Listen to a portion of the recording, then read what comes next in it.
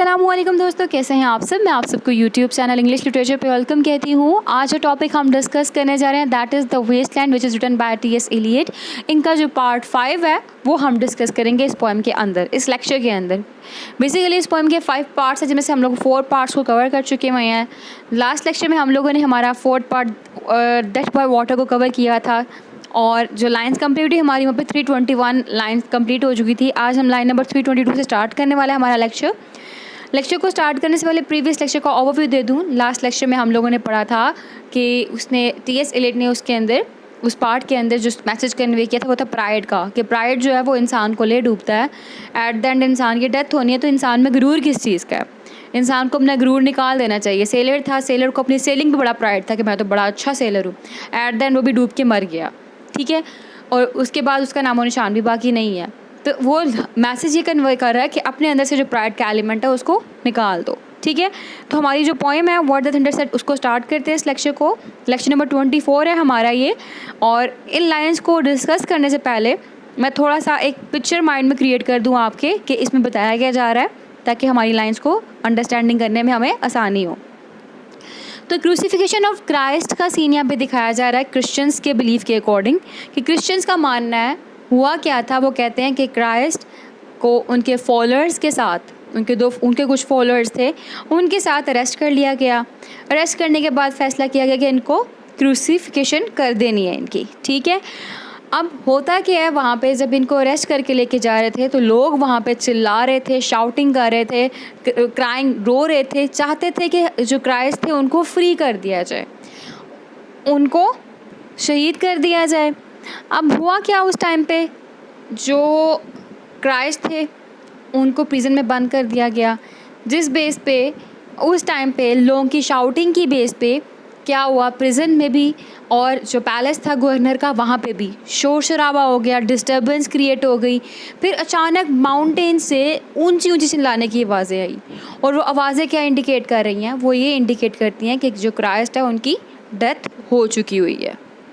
और उसके अलावा फिर उस टाइम पे जो भी थे, उस टाइम पे जो अलाइव थे, नेक्स्ट मोमेंट वो भी सब मर गए।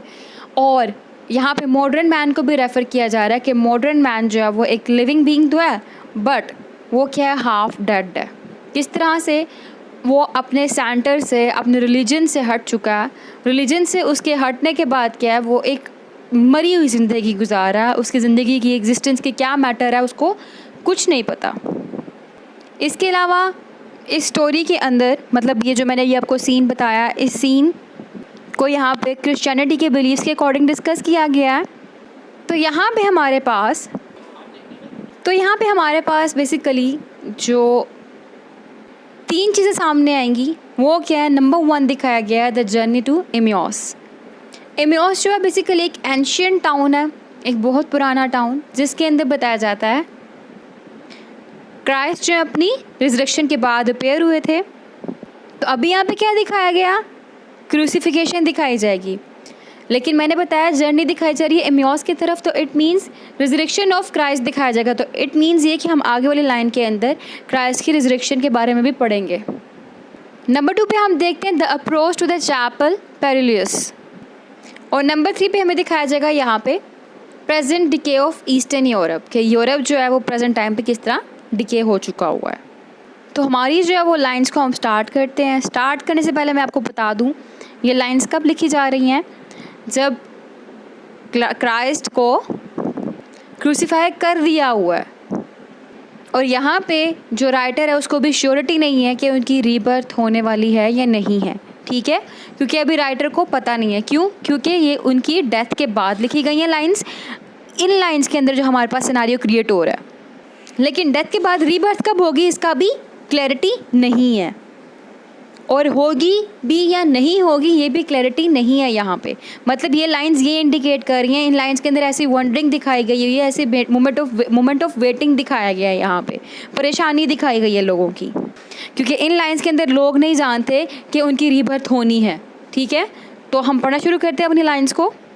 After that torch light red on sweaty faces. अभी स्वेटी फेसेस कौन से हैं? वो फेसेस, वो लोग जो कि परेशान है और उनके चेहरे के ऊपर रेड टॉर्च पड़ी, मीन्स रेड लाइट, डेंजर की लाइट पड़ रही है, और वो लाइट लोगों के अपने हाथ में भी है। After the Frosty silence in the gardens, आप जिस जगह से गुजरे, जिस गार्डन से गुजरे, वहाँ पे साइलेंस है, खामोशी है। और यहाँ पे हो क्या रहा है, यहाँ पे ऐसा हो रहा है कि जो ये लोग हैं क्राइस्ट को और उनके फॉलोअर्स को अरेस्ट करके लेके जा रहे हैं, और जो लोग लेके जा रहे हैं उन्होंने हाथ में रेड टॉर्च लाइट्स पकड़ी हुई हैं। After the agony in stony places means हर जगह पेन है, हर जगह शोर है, हर जगह परेशानी है। The shouting and crying prison and palace and the reverberation, हर जगह लोग चिल्ला रहे हैं, चीख रहे हैं, और वो शोर शराबा प्रिजन में, पैलेस में जा रहा है। उसके बाद क्या है, वो इकोइंग, गूंज रहा है। रिवर्बरेशन का होता है इको होना, गूंजना, हर जगह पे रिसाउंडिंग होना। Of thunder of spring over distant mountains, और वो शोर शराबा ऐसे जो कि दूर दराज माउंटेन से भी आ रहा है आवाज़ें, और वो चीखने की, चिल्लाने की जो आवाज़ें वो क्या बता रही हैं, ही who was living is now dead, कि वो जो जी रहा था अब वो डेड हो चुका हुआ है, अब वो मर चुका है। यहाँ पे क्राइस्ट की तरफ रेफरेंस दिया गया है कि वो जो जिंदा था अब वो क्रूसिफाइड हो चुका हुआ है, अब डेड हो चुका हुआ है। कोई भी डेथ से इस्केप नहीं कर सकता। फिर कहा we who were living are now dying, कि हम भी जो जी रहे थे अब मर रहे हैं। With a little patience means everybody is dying with patience, हर कोई मर रहा है यहाँ पे अब। तो यहाँ पे ये जो लाइंस हैं आखिरी वाली, यहाँ पे मेंशन किया गया हुआ नंबर 1 कि क्राइस्ट जो है दो he is dead now but still वो अलाइव है, ठीक है, क्योंकि उन्होंने वापस आना है, जो कि आगे लाइंस में हम देखेंगे। उसके बाद बताया गया कि हम भी लिविंग डेड क्रिएचर हैं, ठीक है, ऐसे क्रिएचर जो कि जी तो रहे हैं लेकिन मरे हुए हैं, क्योंकि सेंटर से हट चुके हुए हैं। और वहाँ पे उस ओकेजन पे जो लोग पेन में थे कि क्राइस्ट को क्रूसीफाई किया जा रहा है, उस पेन से उन लोगों की भी डेथ हो गई। यहाँ पे ये भी रेफरेंस कोट किया गया, मेंशन किया गया है। तो जैसे जैसे हम आगे जाएंगे ना पोएम के अंदर, तो हम वहाँ पे 3 प्लेसेस जो मैंने शुरू पे बताई हैं आपको, वो देखते जाएंगे आहिस्ता आहिस्ता। जैसे हम देखेंगे नेक्स्ट लाइन्स के अंदर, वहाँ पे चैपल पेरिलियस का बताया जाएगा, फिर एमॉस का बताया जाएगा, फिर प्रेजेंट डे डिके का बताया जाएगा। ये हम लोग आहिस्ता आहिस्ता जब से जाएंगे ना, लाइन्स को आगे करेंगे, तब हम लोग को पता लगेगा इन चीज़ों के बारे में। और यहाँ पे जो लाइन है ना, लास्ट 2 लाइन से इंपॉर्टेंट है, he who was living is now dead, we who were living are now dying.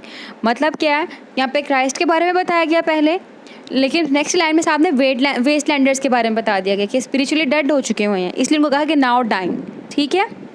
और यहाँ पे दिखाया गया हुआ है जो टॉर्च लाइट बेसिकली क्या है, इनर वे में देखें उनका तो वो इनवर्डली डार्कनेस है उनके अंदर, ठीक है, स्पिरिचुअली डार्कनेस है उनके अंदर, बट उन्होंने हाथ में टॉर्च लाइट पकड़ी हुई है। और टॉर्च लाइट से क्या आ रहा है, उनके फेस के ऊपर स्वेट आ रहा है, ठीक है, स्वेटी फेसेस, जो कि इंडिकेट कर रहा है कि जो वेस्टलैंडर है मीन्स उस टाइम पे भी वो लोग जो स्पिरिचुअलिटी से दूर थे, वो क्या है, वो रोशनी को बर्दाश्त नहीं कर सकते। और यहाँ पे जो लास्ट लाइन मैंने कोट की थी, विद द लिटिल पेशेंस, ये एक आयरॉनिकल लाइन है जिसमें बेसिकली बताना क्या चाह रहा है, यहाँ पे कोई पेशेंस नहीं है, वो दे आर डाइंग, वो मर रहे हैं, स्पिरिचुअली डेड, ठीक है। लिटिल पेशेंस मीन्स इसका मतलब ये है कि अभी तो आधे मरे हैं क्योंकि उन्होंने मज़हब को छोड़ा है, जब मर जाएंगे ना पूरे फिर पूरे ही मर जाएंगे। तो ये लिटिल पेशेंस का मतलब ये है कि अभी भी उनकी बॉडी जो है वो मूव कर रही है, उसमें सोल तो है, ठीक है, लेकिन जो सोल है वो स्पिरिचुअली डेड हो चुकी है, it means they are half dead. जब रूह भी निकल जाएगी तब वो पूरे के पूरे मर जाएंगे। तो वो पेशेंस जो है वो उस चीज़ को इंडिकेट कर रहा है कि आहिस्ता आहिस्ता